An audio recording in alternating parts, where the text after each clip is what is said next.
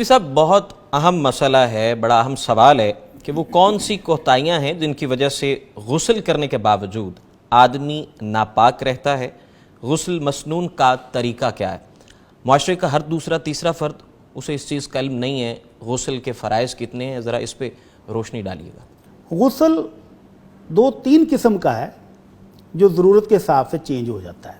ایک ہے کہ گرمی میں آپ تھکے ہوئے آئے، پسینہ آیا ہوا تھا تو آپ فریش ہونے کے لیے غسل کرتے ہیں، سمپل شاور کھولا اور نہا لیا۔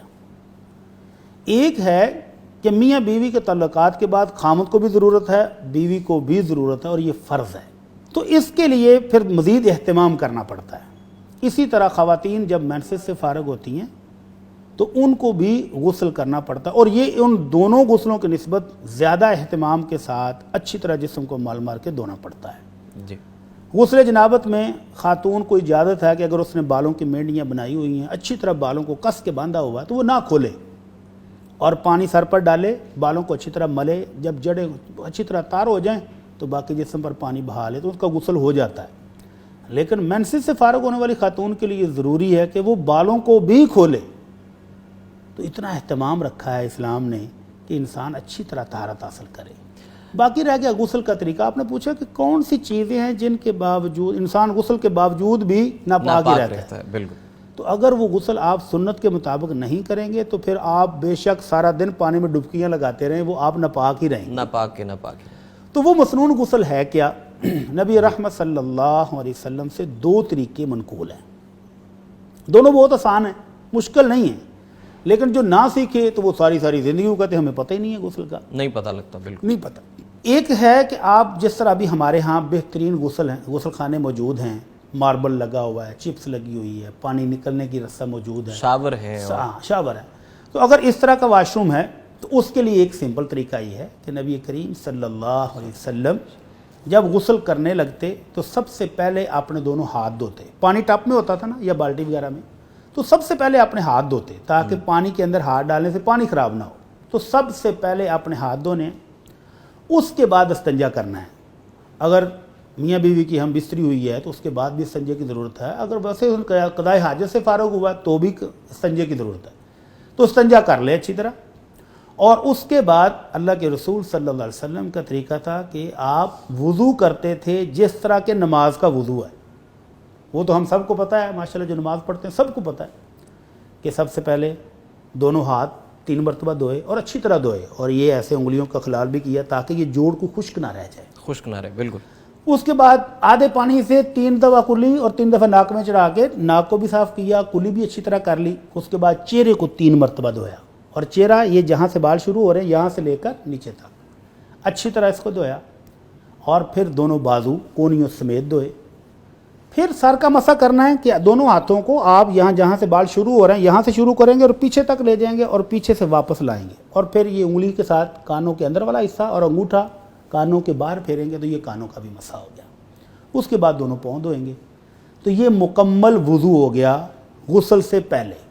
یہ آپ اس وقت استعمال کر سکتے ہیں جس طرح ابھی آپ کے اچھے والے واش روم ہیں جہاں پانی نکل جاتا ہے اور آپ کے پاؤں پر چھینٹے پڑنے سے پاؤں دوبارہ دھونے کی ضرورت نہیں رہتی۔ تو یہ ہے پہلا طریقہ کہ وضو مکمل کریں۔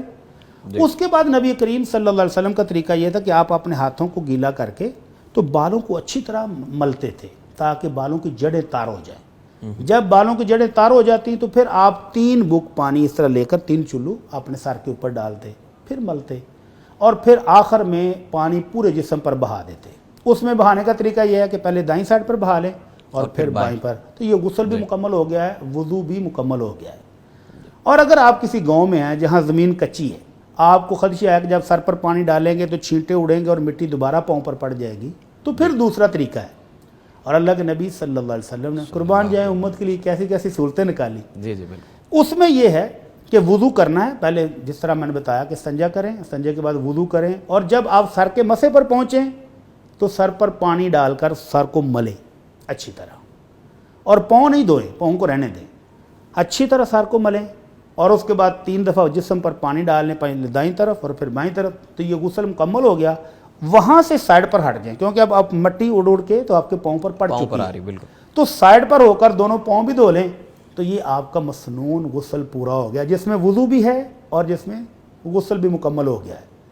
तो इसके साथ अब आप नमाज पढ़ें और जो भी इबादत करना चाहते हैं करें। लेकिन अगर इसमें कोई चीज़ रह गई, तो गुस्ल मुकम्मल नहीं, आपने वुज़ू ही नहीं किया वुज़ू नहीं किया, और खाली शावर लिया है, तो ये गुस्ल मुकम्मल नहीं। आपके जिस्म के ऊपर कोई मनी लगी हुई थी और आपने इस्तिंजा नहीं किया और आपने वैसे ही नहा लिया, तो भी मुकम्मल नहीं है। और एक सूरत और भी है कि आपने वुज़ू मुकम्मल कर लिया है और उसके ऊपर जिस्म पर पानी भी डाल लिया है और उसके बाद आपने साबुन लगाया और साबुन लगाते वक्त शर्मगाह पर भी हाथ लग गए, तो आपका ये वुज़ू टूट गया है। और कुछ उलमाए कराम तो इतनी सख्ती करते हैं, वो कहते हैं गुस्ल भी दोबारा करना पड़ेगा, लेकिन ये तो ज़रूरत से ज़्यादा ही सख्ती महसूस होती है। तो वुज़ू टूट गया है, तो आप गुस्ल मुकम्मल करने के बाद वुज़ू दोबारा से कर लें। नमाज पढ़ने के लिए वुज़ू को दोबारा से कर ले, गुस्ल ये मुकम्मल हो चुका है। तो इन चीज़ों में से जो मसनून हैं, कोई चीज़ छोड़ देगा तो वो वुज़ू या गुस्ल नाक़िस हो जाएगा। नाक़िस। और अगर हाथ बाजू जो हैं, चेहरा है, पाँव हैं, सर का मसा है, ये 4 फ़राइज़ हैं, इनमें से कुछ चीज़ रह गई है तो फिर वो गुस्ल भी नाक़िस होगा, नामुकम्मल होगा, शरई गुस्ल शुमार नहीं होगा। तो इन चीज़ों को सामने रख कर पूरे एहतमाम के साथ किया हुआ गुस्ल वो शरई गुस्ल होगा, जो बायसे सवाब भी होगा और उसके साथ की जाने वाली बातें वो कबूल भी होंगी।